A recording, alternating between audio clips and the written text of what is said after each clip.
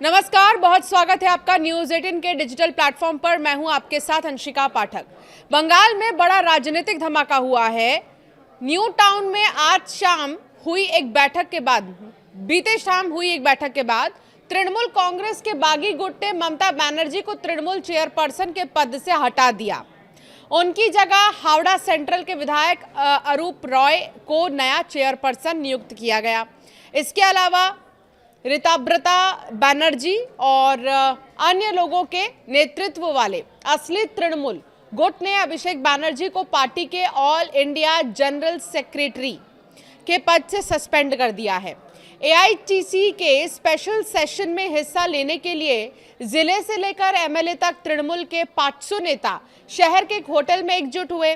कम से कम 16 जिला अध्यक्ष, पूर्व एमएलए, 60 से 70 पार्षद, बागी एमएलए मौजूद रहे। इसी में नेशनल वर्किंग कमेटी का गठन किया गया। तृणमूल कांग्रेस की नई नेशनल वर्किंग कमेटी के राष्ट्रीय अध्यक्ष अरूप रॉय, नेशनल जनरल सेक्रेटरी के रूप में संदीपन साहा, निष्कासित एमएलए जो कि, और जावेद खान और ऋताब्रता बनर्जी उपाध्यक्ष की अगर बात करें तो फरहाद हकीम और अरूप विश्वास, रथिन घोष, ये तमाम वो चेहरे हैं जो एक नई कमेटी में है। बागी गुट ने शहर के एक होटल में तृणमूल कांग्रेस का एक स्पेशल सेशन आयोजित किया।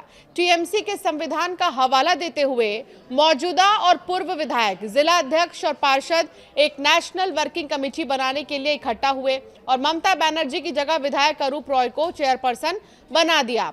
अगले 21 दिनों में वो फ्रंटल ऑर्गेनाइजेशन भी बनाएंगे। तृणमूल के बैंक अकाउंट्स को अपने पास कैसे रखा जाए, इस बारे में कानूनी सलाह भी ली जा रही है। लेकिन आप समझिए कि इससे हो क्या रहा है। अब 3 गुटों में बटी हुई टीएमसी नजर आ रही है। ताजा घटनाक्रम के बाद तृणमूल कांग्रेस अब 3 गुटों में बढ़ती नजर आ रही है। पहला गुट समझिए ममता बनर्जी के नेतृत्व वाला तृणमूल कांग्रेस। दूसरा है ऋतब्रत बनर्जी का गुट, जो अब बंगाल विधानसभा में विपक्ष की भूमिका में है। इसके अलावा तीसरा गुट काकोली घोष दस्तीदार के नेतृत्व वाले करीब 2 दर्जन लोकसभा सांसदों का है, जिन्होंने नेशनल सिटीजन्स पार्टी नाम के छोटे राजनीतिक दल में विलय कर संसद में एनडीए सरकार को समर्थन देने का फैसला किया है। तो किसी ने नहीं सोचा होगा कि एक पार्टी के इतने टुकड़े हो जाएंगे। इससे पहले आपको याद होगा जब शिवसेना को लेकर महाराष्ट्र में खूब चर्चा हुई और शिवसेना 2 गुटों में नजर आई। ठीक इसी तरह बाकी के तमाम राजनीतिक दल, ऐसे कई राज्य हैं जो कि 2 गुटों में नजर आए हैं। लेकिन ऐसा पहली बार इस राजनीति में देखने को मिल रहा है और खासतौर पर ममता बनर्जी को, जो इतने साल मुख्यमंत्री रह चुकी है पश्चिम बंगाल की, उनके लिए किसी झटके से कम नहीं है। और 3 गुटों में अब टीएमसी बढ़ती हुई नजर आ रही है।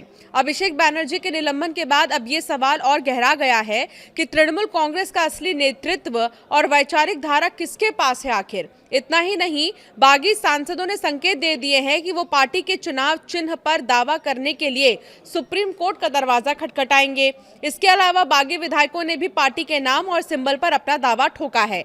तो वहीं करीब 1100 करोड़ रुपए के पार्टी फंड पर किसका अधिकार होगा, इसको लेकर भी स्थिति साफ नहीं है। हाल ही में बागी विधायकों के गुट की पुलिस कंप्लेंट के बाद तृणमूल कांग्रेस के 3 बैंक खातों में जमा करीब 440 करोड़ रुपए के फंड पर डेबिट फ्रीज लगा दिया गया था। पुलिस अधिकारियों के मुताबिक खातों से अब कोई निकासी या बाहरी लेन देन नहीं हो सकेगा। हालांकि रकम जमा कराई जा सकेगी। ऋतब्रत बनर्जी गुट के 10 विधायकों ने विधाननगर पुलिस कमिश्नरेट के साइबर क्राइम थाने में शिकायत देकर एफआईआर दर्ज करने और खातों की विस्तृत जांच की मांग की है। शिकायत में कहा गया है कि इन खातों में जमा धन का स्रोत संदिग्ध है और इसकी जांच होनी चाहिए। विधायकों ने आरोप लगाया है कि खातों में जमा रकम कथित तौर पर अवैध गतिविधियों और कटमनी वसूली, सरकारी धन के दुरुपयोग और घोटालों से आई हो सकती है। तो अब इस तरह के आरोप लगाए जा रहे हैं। ये तो जांच के बाद ही पता चल पाएगा कि इन आरोपों में कितनी सच्चाई है। लेकिन कुल मिलाकर आपको एक बात बता दे रहे हैं कि टीएमसी अब 3 गुटों में बढ़ती हुई दिखाई दे रही है। सबके लिए मुश्किल की घड़ी है और विशेष तौर पर ममता बनर्जी के लिए, जिन्होंने हमेशा से ही टीएमसी को लीड किया, एक मुख्य चेहरा वो रही टीएमसी की और मजबूत लीडर के तौर पर वो हमेशा से नजर आए। लेकिन अब उनके लिए बहुत ज़्यादा मुश्किल की घड़ी है।